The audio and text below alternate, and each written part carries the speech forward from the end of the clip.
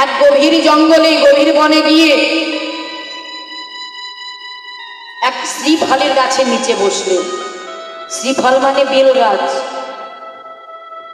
আর ওই জঙ্গলের মধ্যে যত গুল্মলতা কীট পতঙ্গ ছিল সকলকে মন্ত্রের দ্বারা, যত গাছপালা ছিল, বৃক্ষ ছিল, লতা পাতা ছিল, বধির করে দিলেন, মানে তারা শুনতে পাবে না।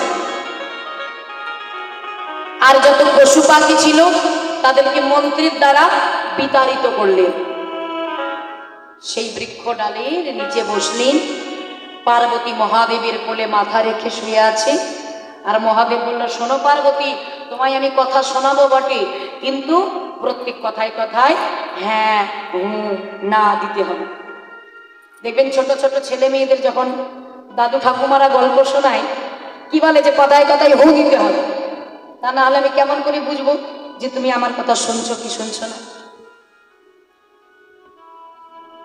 যখন কৃষ্ণ কথা শুরু করেছে পার্বতী মা হু দিচ্ছে, মহাদেবের কোলে ঘুমিয়ে আছে। আর সেই গাছের ডালে কিন্তু ছিল একটা সুখ পাখির বাসা। সেই সুখ পাখি দুটো ডিম, তিনটে ডিম পেড়ে তাকে তা দিচ্ছিল। এমন সময় মন্ত্রপুত হলো। মন্ত্রের দ্বারা যখন বিতাড়িত করলেন সকলকে, দুটো পাখি দুটো ডিম নিয়ে চলে গেল। অবশিষ্ট কিন্তু একটি রয়ে গেল, সে কিন্তু মন্ত্রপুত হলো না। যখন পার্বতী মা হু দিচ্ছে, হু দিতে দিতে 7 দিন ধরে কি আর হু দিতে পারে গো, কি করেছে মহাদেবের কোলে মাথা রেখে ঘুমিয়ে পড়েছে। ইতিমধ্যে ওই বৃক্ষ ডালে ওই সুখ পাখির ছানা মানে ডিম ফুটে বাচ্চা প্রসব হলো। আর যেই না জন্মগ্রহণ করেছে, জন্মগ্রহণ করা মাত্রই শুনতে পেয়েছে যোগ্যতা বা কৃষ্ণ কথা। মনে মনে ভাবছে যে হু দেওয়া তো বন্ধ হয়ে গেছে, তাহলে হু দেওয়া যদি বন্ধ হয়ে যায় তাহলে কৃষ্ণ কথাও বন্ধ হয়ে যাবে। ওই পাখির ছানা কি করেছে, বৃক্ষ ডাল থেকে একটু নিচে নেমে আসে, কথায় কথায় হু দিতে লেগেছে। যখন সব কথা শেষ হয়েছে, 7 দিন 7 রাত পর মহাদেব বলছে, ও পার্বতী বলো কেমন শুনলে প্রভুর লীলা। পার্বতী মা চমকে উঠলে, প্রভু কি বললে? ওই রাধারানী মান করে বসে আছে আর প্রাণ গোবিন্দ তার চরণ ধরে সাজছে, তারপর কি হলো প্রভু? মহাদেব ভাবলো, এই কি, পার্বতী তো কোনো কথাই শোনেনি, তাহলে এতক্ষণ ধরে হু দিচ্ছিল কে? এই দিক ওই দিক তাকিয়ে দেখে গাছের ডালে পাখির ছানা। ভোলানাথ ক্রোধান্বিত হলেন। ক্রোধান্বিত হয়ে সঙ্গে ত্রিশূল ছুরি দিয়ে বললেন, হে ত্রিশূল, তুমি ওই পাখির ছানাকে বধ করো। ত্রিশূল উঠতে উঠতে যায় আর পাখির ছানা উঠতে উঠতে যায়। পাখির ছানার মনে কিন্তু ভয় আছে যে আমাকে বাঁচতেই হবে, তা না হলে এই জগতের জীব জানবে কিভাবে যে কৃষ্ণ হলেন ভগবান। বৃন্দাবনে রাসলীলা হয়েছিল, গোবিন্দ লীলা করেছিলেন, যেমন করে হোক আমাকে আমার প্রাণ রক্ষা করতেই হবে। পাখির ছানা প্রাণের ভয়ে উঠতে উঠতে যায় আর ত্রিশূল পিছন পিছন উঠতে উঠতে যায়। আর এইদিকে ব্যাসদেবের স্ত্রী সাবিত্রী মা, তিনি কি করেছেন, যমুনায় অবগাহন করতে এসেছে, স্নান করতে এসেছে। যমুনায় অবগাহন করতে এসে স্নান করার পরে এক গণ্ডূষ গঙ্গা জল নিয়ে যেই না শ্রীকৃষ্ণায় গোবিন্দায় নম বলে বদনে দিতে যাবে, ওই পাখির ছানা কৃষ্ণ কথা শুনেছে তো, সেই যোগ বলে একটা ছোট্ট কীট হয়ে মায়ের গর্ভে প্রবেশ করে গেল। যখন মায়ের গর্ভে প্রবেশ করে গেছে, ত্রিশূল তখন মায়ের চারিদিকে ঘুরছে।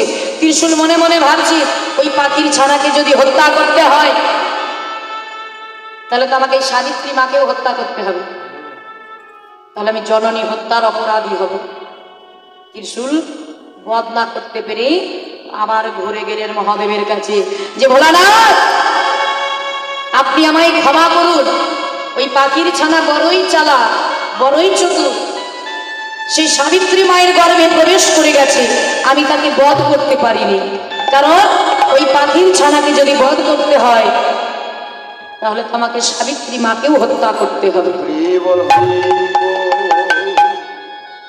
সব কিছু বুঝে শুনে ভোলানাথ অভিশাপ দিলেন যে যতদিন এই পৃথিবী মায়া শূন্য না হবে ততদিন ওই সন্তান প্রসব হবে না।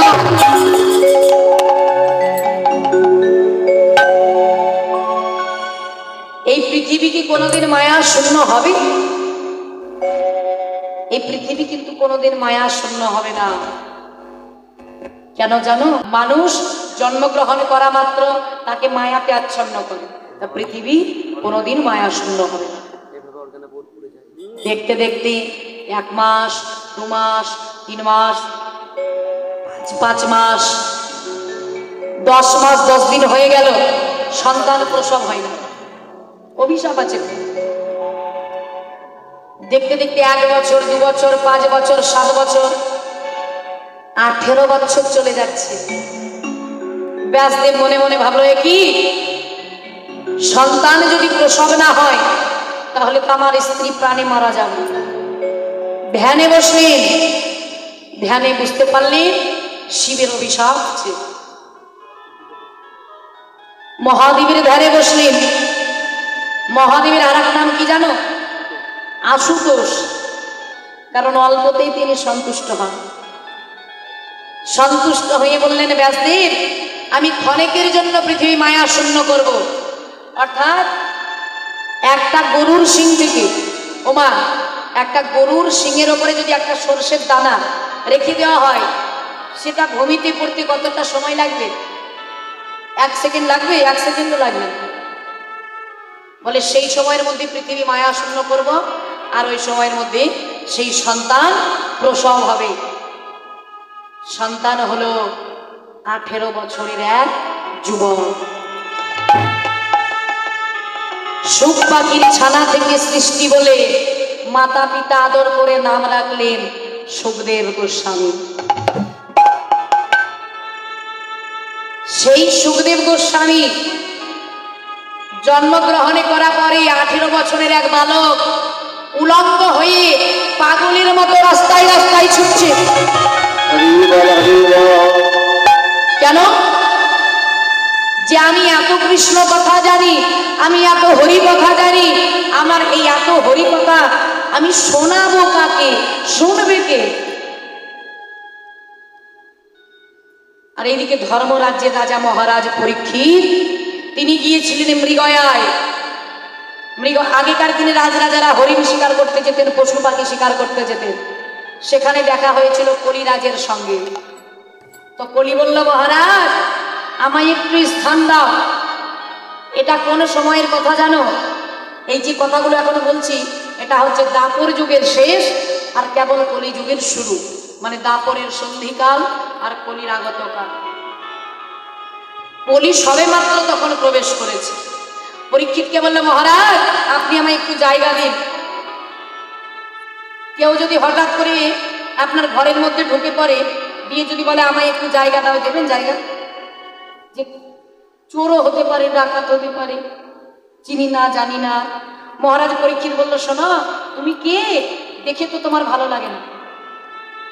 একটা মানুষের চাল চলন ব্যবহার দেখলে বোঝা যায় যে তার অন্তরে কি আছে, তাই না? হরিবল দেখবেন, একটা কথা না বলেই পারছি না, হরে কৃষ্ণ, দেখবেন যারা এই ট্রেনে টিটি উঠে না, তা দেখবেন বেছে বেছে যারা টিকিট না কাটে তাদেরকেই জানতে পারে ঠিক যে টিকিট কাটেনি। কেন বলুন তো? কি করে বলুন তো? কেউ যদি চুরি করে না, ভেতরে যদি কোনো খারাপ কাজ করে থাকে, সেটা তার চেহারায় প্রকাশ পেয়ে যায়, তার মুখ দেখে বোঝা যায়। সেই জন্য হরিবল হরিবল বেছে বেছে তাকেই ধরে যে টিকিট কাটে। যারা টিকিট কাটে তাদেরকে কিন্তু ধরে না। ধরে হরিবল হরিবল। তো যখন পরীক্ষিত দেখেছে, বলে বলো তোমাকে দেখে তো ভালো লাগে না, তা তোমার মধ্যে গুণ কি কি আছে, তুমি আমার কাছে স্থান চাইছো? বলে মহারাজ আমার মধ্যে গুণ বলতে কিছু নেই, আমার চরণ থেকে মস্তক পর্যন্ত শুধু পাপে পরিপূর্ণ। যখন আমি রাজত্ব করব, যখন কলি রাজত্ব হবে, এ হেন অকর্ম নয়, এ হেন কুকর্ম নয়, এ হেন পাপ কর্ম নয়, এই হেন অন্যায় নাই যেটা কলিযুগে হবে না।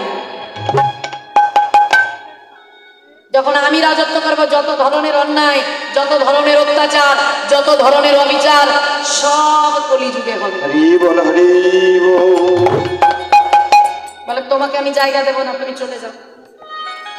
বলে দাঁড়ানো মহারাজ, আমার মধ্যে এক বিশিষ্ট গুণ আছে। বলে কি গুণ?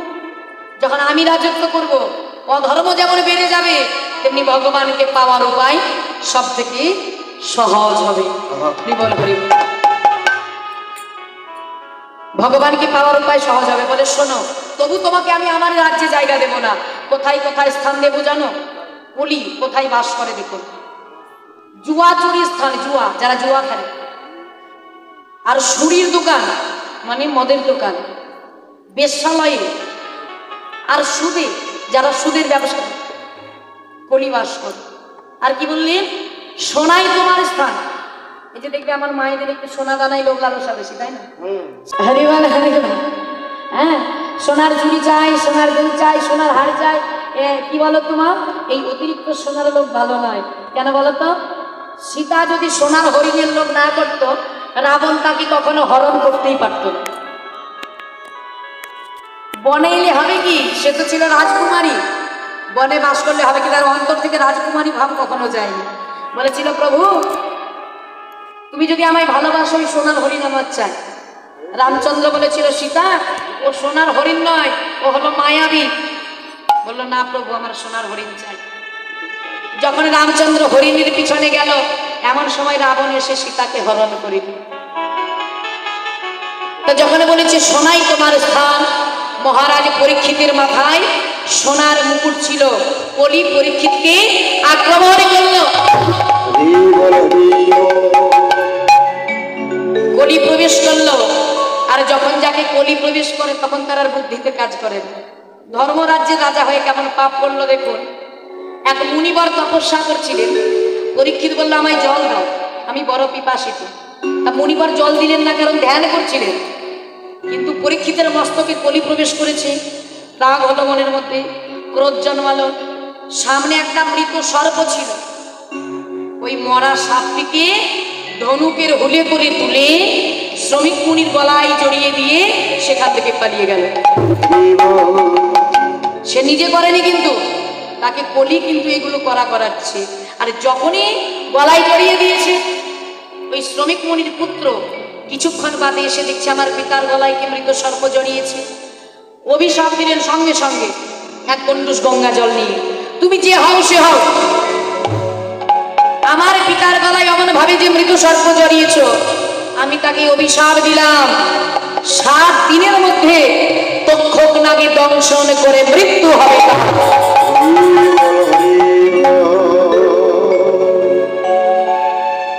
কলি প্রবেশ করবে বলে তার নিজের রাস্তা নিজেই পরিষ্কার করে নিল। যদি কলি এই কর্মটা না করতো, তাহলে মহারাজ পরীক্ষিতকে অত তাড়াতাড়ি এই পৃথিবী ছেড়ে চলে যেতে হতো না। এই যে যারা বসে বসে এতক্ষণ ধরে ঘুমালেন, তাদেরও 7 দিনের মধ্যে মৃত্যু হবে। শুধু যারা ঘুমালেন তারা নয়, যারা জেগেছিলেন তাদেরও হবে। মানে ঘুমাই ভালো। হ্যাঁ, মানে ঘুমাই ভালো। ওই কে কে 7 দিনের মধ্যে মরতে চাও, আমরা হাত তুলে দেখি। আহারে এত দুঃখ গো। সুখী ওমা, 7 দিনের মধ্যে মরতে হবে। সপ্তাহে 7 দিন, তাই না? রবি, সোম, মঙ্গল, বুধ, বৃহস্পতি, শুক্র, শনি। তাহলে সপ্তাহে কদিন? তাহলে মৃত্যু যদি হয়, তা 7 দিনের মধ্যে হবে না 7 দিনের বাইরে হবে? আমি কিন্তু এটা বলিনি যে কাল হবে কি পরশু হবে, সে 50 বছর পরেও হতে পারে, কিন্তু 7 দিনের মধ্যেই হবে মৃত্যু। হ্যাঁ,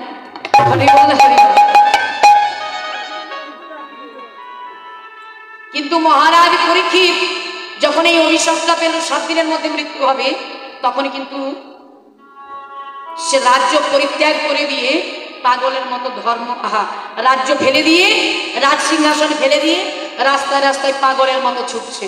কেন? যে জীবনে তো কিছু করতে পারলাম না, রাজ্য নিয়ে মেতে থাকলাম, আমার যখন মৃত্যু হবে 7 দিনের মধ্যে,